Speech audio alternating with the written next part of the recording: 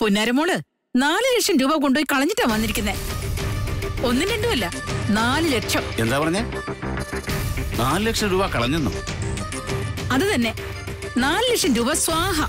അങ്ങനെ കളയാൻ ഇവളുടെ ഇവിടുന്ന് എത്രയും പണം? സ്കൂളിലെ ശമ്പളം എടുക്കാൻ ബാങ്കിലേക്ക് പോയതാ അച്ഛ. തിരിച്ചു വരുമ്പോഴേ എങ്ങനെയും അത് പോയി. പോയെന്നോ? ചുമ്മാ അങ്ങ് പോകാൻ അതിനെന്താ കൈയും കാലും ഉണ്ടോ? ഇല്ല, ചിറകുണ്ടായിരുന്നു, അതുകൊണ്ട് അങ്ങ് പറന്നുപോയി. നീ ഒന്ന് തെളിച്ചു പറ, പണം എവിടെയാ വെച്ചിരുന്നത്? എവിടെ വെച്ചാ പോയത്? അച്ഛ, ബാങ്കിൽ നിന്ന് 4 ലക്ഷം രൂപ എടുത്ത് ഞാനും ഗോപിയും കൂടി ഓട്ടോയിലാ പോകുന്നത്. പണം എടുക്കാൻ ഇവൾക്ക് പോണ്ട കാര്യം എന്താ? അതിനൊക്കെ ചുമതലപ്പെട്ട ആൾക്കാരില്ലേ അവിടെ. ഇവക്കെന്താ കാര്യം? അമ്മ ഇങ്ങനെ എന്നെ കുറ്റപ്പെടുത്താതെ. പണം പോയാല് എനിക്ക് വിഷമമില്ലേ? കൈമളി മാഷിന് സുഖമില്ലാതിരുന്നോണ്ടാ ഞാൻ പോയത്. ബാങ്കിൽ നിന്ന് പണം ഞാൻ എടുത്ത് ബാഗിൽ വെച്ചത് ഓർമ്മയുണ്ട്. സ്കൂളിലെത്തി ബാഗ് തുറന്നപ്പോ അതിൽ പണമില്ല. അതിനിടയ്ക്ക് അതങ്ങ് ആവിയായി പോയോ? താനൊന്നും മിണ്ടാതിരിക്കൂ. സംഭവിച്ചെന്താണെന്ന് അവള് പറയട്ടെ. എങ്ങനെ നഷ്ടപ്പെട്ടൂന്ന് ഒരു പിടിയും കിട്ടുന്നില്ല. കൂട്ടത്തില് ഗോപി ഉണ്ടായിരുന്നതല്ലേ.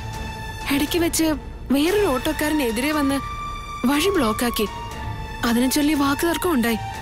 ആ സമയത്തോ മറ്റോ ആരെങ്കിലും മോഷ്ടിച്ചതാവാനേ സാധ്യതയുള്ളൂ.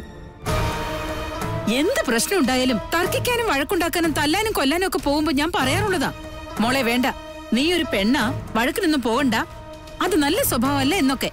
അപ്പൊ വലിയ ഉണ്ണിയാർച്ച ചമഞ്ഞു നടന്നു. എന്നിട്ടിപ്പോ എന്തായി? 4 ലക്ഷം രൂപ കൊണ്ടുപോയി കളഞ്ഞിട്ട് വന്നിരിക്കുന്നു. ഉണ്ണിയാർച്ച.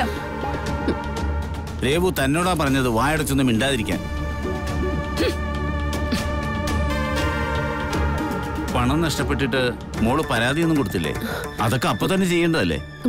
സ്കൂളിൽ എത്തിയപ്പോഴല്ലേ അച്ഛാ പണം നഷ്ടപ്പെട്ടു എന്നറിഞ്ഞേ. സ്കൂളിന്റെ പണം പോയിന്ന് പറഞ്ഞ് അപ്പോഴേക്കും കൈമളി മാഷ് കേസ് കൊടുത്തു. എന്റെ കയ്യിൽ നിന്നാണല്ലോ പോയത്. എന്നെ സംശയം എന്ന് പറഞ്ഞുകൊണ്ട് എന്നെ സ്റ്റേഷനിലേക്ക് കൊണ്ടുപോയി. സ്റ്റേഷനിലോ? അയ്യോ, ഇതൊന്നും നീ എന്നോട് പറഞ്ഞില്ലല്ലോ.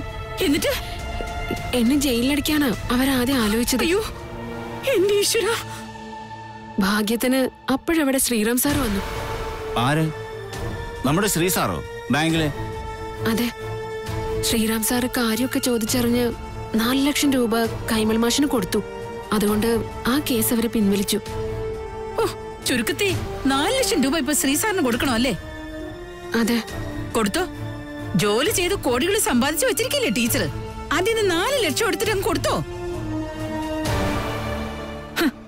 ജോലിക്കൊന്നും വിടണ്ട, കല്യാണം കഴിപ്പിച്ച് വല്ലവന്റെ കൂടെ പറഞ്ഞു വിട്ടേക്കാമെന്ന് ഞാൻ എത്ര പ്രാവശ്യം പറഞ്ഞതാ. ആര് കേൾക്കാൻ?